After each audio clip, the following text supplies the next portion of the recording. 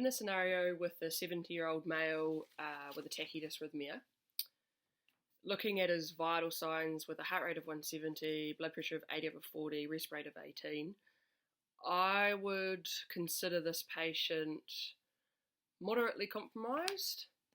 If things are stable, if they're declining, such as his level of consciousness, which is eyes open to voice, but he's still obeying commands, I'll be leaning towards the severe level of compromise. So this ECG is a wide, complex tachydysrhythmia. So trying to decide between SVT with aberrancy or conduction delay and VT.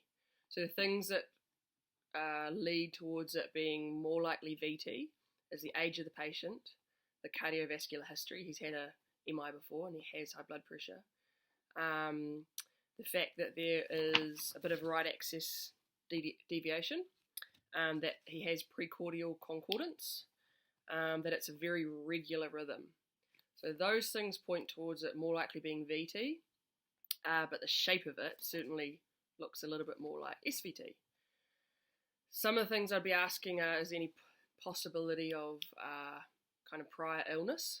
So has he had any infections or anything leading up to this? Any changes in his diet or his inputs and outputs? Has he had anything that's poisoned him? So has he overdosed on any drugs, particularly in tricyclic antidepressant?